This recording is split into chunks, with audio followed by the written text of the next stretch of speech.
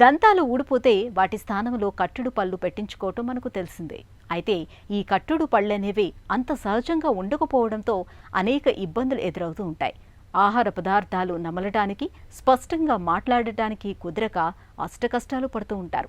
కట్టుడు పళ్ళు తరచూ జారిపోతూ ఇబ్బంది పెడుతూ ఉంటాయి. అయితే ఈ కష్ట నష్టాల్ని తప్పించేందుకు ఇవాళ దంత వైద్యంలో ఇంప్లాంట్స్ రూపంలో మనకు చక్కటి పరిష్కారం అందుబాటులో ఉంది. శాశ్వత దంతాల్ని మరిపించే డెంటల్ ఇంప్లాంట్స్ గురించిన పూర్తి వివరాల్ని ఇప్పుడు తెలుసుకుందాం.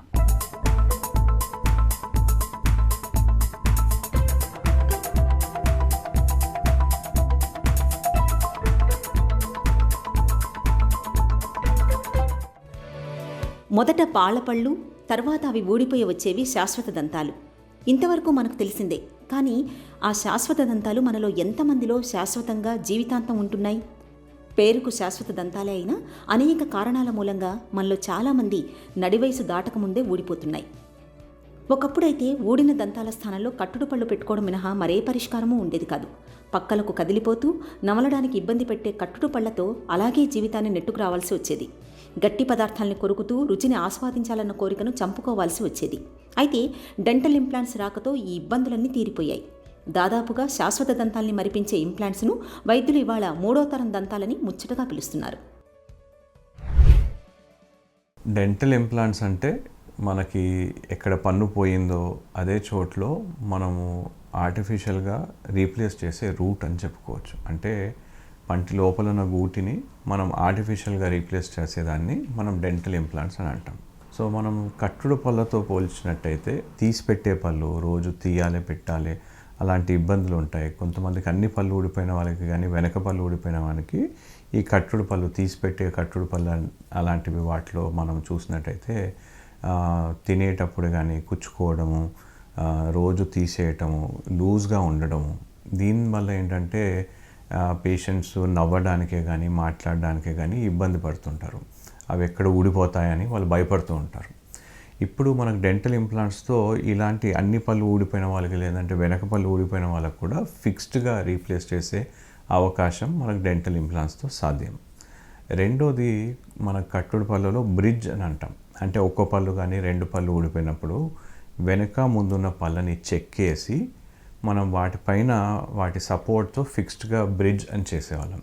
సో ఈ బ్రిడ్జ్లో ఏంటంటే మనము ఆరోగ్యంగా ఉన్న పళ్ళను కూడా మనం చెక్కేసి వాటి సపోర్ట్ తీసుకొని పెట్టాల్సిన అవసరం ఉండేది. ఇప్పుడు ఇంప్లాంట్స్తో మనం అలా పక్కకి ఆరోగ్యంగా ఉన్న పళ్ళని మనం ఏ విధంగా చెక్కకుండా వాటినే న్యాచురల్గా, అంటే ఎక్కడ ఊడిపోయిందో ఆ భాగాన్ని మాత్రమే మనం రీప్లేస్ చేసి అక్కడ పళ్ళు పెట్టడం అనేది మనకి డెంటల్ ఇంప్లాంట్స్ టెక్నాలజీతో సాధ్యం.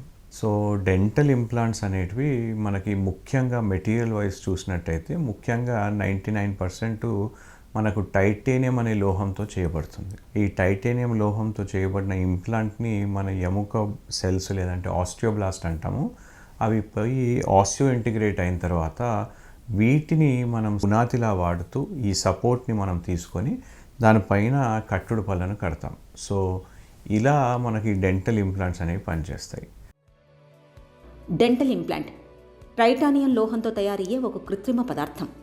ఇంప్లాంట్స్ని కూడా ఒకేసారి బిగించకుండా దశల వారీగా అమరుస్తారు. తొలి దశలో దంతాలు ఊడిపోయిన ప్రదేశాల్లో ముందుగా డ్రిల్ సాయంతో దవడ ఎముకలోకి చిన్న చిన్న రంధ్రాలు చేస్తారు. ఆ తర్వాత వాటిలో చిన్న చిన్న టైటానియం శీలలను అమరుస్తారు. ఇదే ఇంప్లాంట్స్. ఇవి దవడ ఎముకలో లోపలగా చిగురులోనే ఉండిపోతాయి. వీటిని అమర్చిన తర్వాత 6 నుంచి 8 వారాల పాటు అలాగే వదిలేస్తారు. ఆ సమయంలో ఆ శీల చుట్టూ ఎముక బాగా బిగిసి గట్టిపడుతుంది. పైన చిగురు కూడా మానిపోతుంది. ఇక రెండో దశలో శీల ఆధారంగా చిగురు మీద గుండి వంటిది బిగిస్తారు. దీన్నే హీలింగ్ అబట్మెంట్ అని పిలుస్తారు. మూడో దశలో దానిపైన కొలతలు తీసుకుని ఆ ప్రకారం పైకి కనిపించే దంతం తయారు చేసి బిగిస్తారు. దీంతో ఇంప్లాంట్ పూర్తవుతుంది. లోపల అమర్చిన టైటానియం శీల శాశ్వతంగా లోపలే ఉండిపోతుంది. పైన క్యాప్లో ఏదైనా సమస్య తలెత్తితే ఆ భాగం వరకు ఎప్పుడైనా మార్చుకోవచ్చు. డెంటల్ ఇంప్లాంట్స్ని మనం అమర్చే విధానం మనం చూసినట్టయితే మనము ఎక్కడ పన్ను ఊడిపోయిందో ఆ చోట్లో మనకి స్పెసిఫిక్గా మనకి కావాల్సినటువంటి డ్రిల్స్ వాడుతూ మనం ఎలాంటి ఇంప్లాంట్ సైజ్ మనం సెలెక్ట్ చేసుకున్నామో దాన్ని చూసి ఆ చోట్లో ఆ డ్రిల్స్ వాడుతూ అదే భాగంలో ఆ స్పెసిఫిక్ ఇంప్లాంట్ సైజ్కి తగ్గట్టుగా మనం డ్రిల్లింగ్ చేసి దాంట్లో ఇంప్లాంట్ని కూర్చోబెడతాం. ఈ ఇంప్లాంట్ సాధారణంగా ఈ ఎముకతో కలిసిపోవడానికి 6 నుండి 8 వారాలు పడుతుంది. సో ఆ మధ్యలో మనం వాటికి కప్పేసి చిగుళ్ళను కుట్టేసి దాని తర్వాత 6 నుండి 8 వారాల తర్వాత మనం దానిపైన ఆ కట్టుడు పళ్ళని మెజర్మెంట్స్ తీసుకొని కొత్తగా మనకు వచ్చే పళ్ళని పెడతాం. సో ఇందులో ఈ అడ్వాన్స్ టెక్నాలజీస్ ద్వారా మనం ఇమీడియట్ ఇంప్లాంట్స్ చేయడానికి కూడా వీలుంది. ఈ మధ్యకాలంలో వచ్చిన అడ్వాన్స్డ్ ఇంప్లాంట్ టెక్నాలజీలో ఇలా షుగర్ పేషెంట్స్ ఉన్న వాళ్ళకి, వేరే థైరాయిడ్ కానీ వేరే మెటబాలిక్ డిసీజ్ ఉన్న వాళ్ళకు కూడా మనం ఇంప్లాంట్స్తో ట్రీట్మెంట్ చేయడం అనేది సాధ్యం. మామూలుగా మనకు ఒక దంతం ఊడిపోయినప్పుడు దాని కింద ఉండే ఎముక క్రమేపీ తగ్గిపోతూ చివరికి పల్లంగా మారి ఖాళీ ప్రదేశం మిగులుతుంది. ఇలాంటప్పుడు కట్టుడు పళ్ళు పెట్టుకున్నా సరే, బ్రిడ్జి పెట్టుకున్నా సరే ఎముక క్షీణించిపోవడం అన్నది ఆగదు. ఇలాంటి పరిస్థితుల్లో కట్టుడు పళ్లకు బ్రిడ్జులకు బదులుగా ఇంప్లాంట్ను పెట్టించుకుంటే ఎముక నష్టం బాగా తగ్గుతుంది. ఇంప్లాంట్ కూడా శాశ్వత దంతంలాగా నిలిచిపోతుంది. గట్టిగా ఉండే పదార్థాలని నమలడానికి వీలవుతుంది. పక్కకు కదిలిపోవడం అన్న సమస్య ఉండదు. కాబట్టి మాట కూడా స్పష్టంగా వస్తుంది. కట్టుడు పళ్ళ మాదిరిగా రాత్రిపూట తీసి పెట్టుకోవడం అనే ఇబ్బంది ఉండదు. ఒకసారి ఇంప్లాంట్ కుదురుకుంటే అది ఇక జారిపోవడం, పడిపోవడం అన్న ప్రశ్నే ఉండదు. ఇన్ని సానుకూలతలు ఉన్నందువల్లే ఇప్పుడు డెంటల్ ఇంప్లాంట్స్కు బాగా ఆదరణ లభిస్తోంది. టెరిగాయిడ్ ఇంప్లాంట్స్ అనేటివి ఈ మన ఇంప్లాంట్స్లో వచ్చిన ఒక కొత్త పద్ధతి. ఇందులో ఈ టెరిగాయిడ్ ఇంప్లాంట్స్ అంటే ఎముక మొత్తము భాగం అరిగిపోయిన పక్షంలో అక్కడ పై దవడలో వెనకున్న టెరిగాయిడ్ బోన్ని, ఆ టెరిగాయిడ్ బోన్ లోపల మనం ఇంప్లాంట్స్ పెట్టి మనం వీటి సపోర్ట్ తీసుకుంటూ మనం చికిత్స చేస్తాం. సో ఈ టెరిగాయిడ్ బోన్ ఏంటంటే అరిగిపోకుండా అలాగే ఉంటుంది ఒకటి. రెండోది, బాగా అరిగిపోయిన జాస్లో కూడా ఈ టెరిగాయిడ్ బోన్ మాత్రం అలాగే మనకి అందుబాటులో ఉంటుంది. మూడోది, ఈ టెరిగాయిడ్ ఇంప్లాంట్ డిజైన్ అనేది కొద్దిగా పొడుగ్గా ఉండి సన్నగా ఉండి మనకి అందుబాటులోకి వచ్చాయి. సో ఆ టెరిగాయిడ్ బోన్ని మనం స్పెసిఫిక్గా ఎంగేజ్ చేసి తీసుకునే ఇంప్లాంట్ని టెరిగాయిడ్ ఇంప్లాంట్స్ అంటాం. డెంటల్ ఇంప్లాంట్స్ పెట్టిన తర్వాత కూడా కొన్ని చిన్న జాగ్రత్తలు తీసుకోవాలి. ఒకటి, మన నోటి పరిశుభ్రత అనేది సాధారణంగా మనం మెయింటైన్ చేయాలి. చిగుల జబ్బు రాకుండా క్లీన్గా మెయింటైన్ చేసుకోవడం.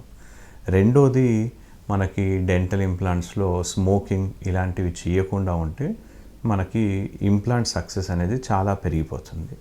మూడోది, చాలా గట్టి పదార్థాలు అంటే ఎముకలు కానీ బోన్స్ కానీ చాలా ఒక్కపొడి కానీ ఇలాంటి పదార్థాలు నమలకుండా ఉన్నట్టయితే మన ఇంప్లాంట్స్ పైన ఎక్కువ ఒత్తిడి పడకుండా మనకు నార్మల్గా ఫంక్షన్ అయ్యేటట్టు ఉంటుంది.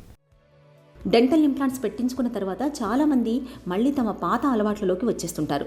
పొగ తాగడం, పాన్, జర్దాలు, గుట్కాలు నమలడం చేస్తుంటారు.